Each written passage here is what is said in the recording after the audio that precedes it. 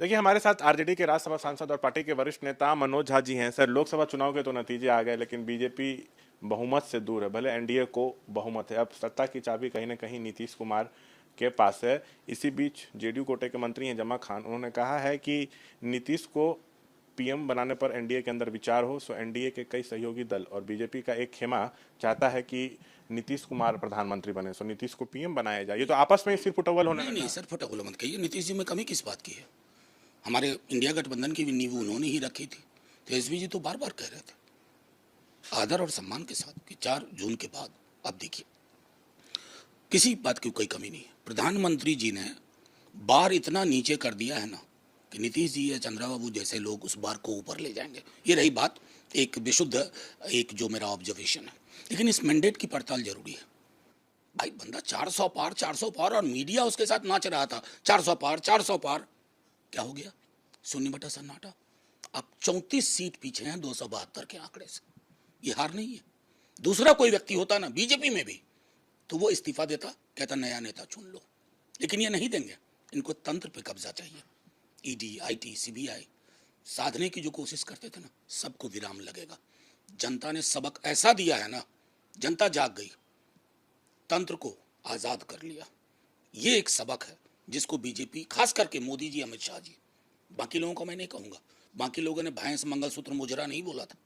ये इतना सब बोल करके 238 पे आए। फैजाबाद हार गए, राम को हम लाए। क्या बदतमीजी की जुबान है भाई।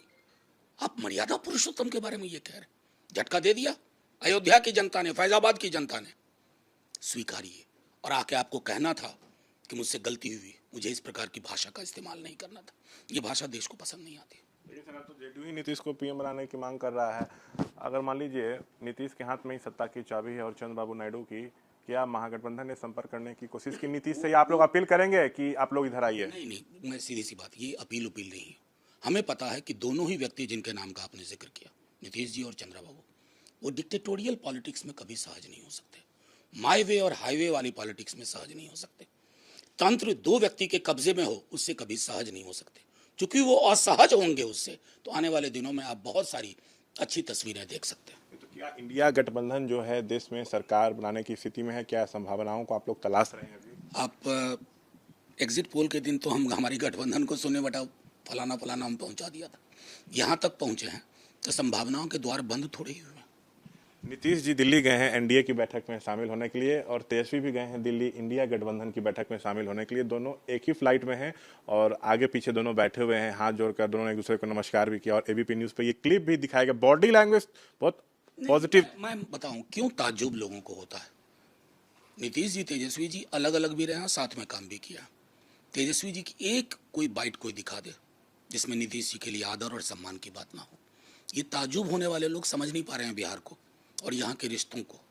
बहुत सारी पर्सनल चीज़ें भी इन लोगों की, दोनों परिवारों की आपस में है, बातचीत है इस पर। ये जो मोदी जी और अमित शाह ने, इन दोनों ने मिलकर के विपक्ष और पक्ष के बीच के रिश्तों को शत्रुता में बदल दिया। ये शत्रुता नहीं होती है, उसी पुराने भाव को वापस लाने की कोशिश है। इसलिए वो विजुअल जो है वो बहुत ही नॉर्मल, सहज विजुअल है। क्या नीतीश महागठबंधन में आ सकते हैं सर? आपको क्या लगता है इंडिया गठबंधन में? मैं इस पर स्पेकुलेशन नहीं करना चाहूँगा, लेकिन मैं इतना कहूँगा, इंडिया गठबंधन की नींव और सीमेंट तो उन्होंने ही रखी थी। आप सबको स्मरण है, पटना से शुरुआत हुई थी। बाकी देखते हैं। एक आखिरी सवाल, बीजेपी को रोकने के लिए, नरेंद्र मोदी को रोकने के लिए, क्या इंडिया गठबंधन नीतीश को पीएम बना सकता है? पीएम का ऑफर? देखिए, मैं सीधी बात, इसमें ये मैंने कहा स्पेकुलेशन वाली चीज़ों का जवाब नहीं देना। लेकिन नरेंद्र मोदी जी को तो जनता ने रोक दिया। अब तो ढिठाई में पकड़े हुए हैं।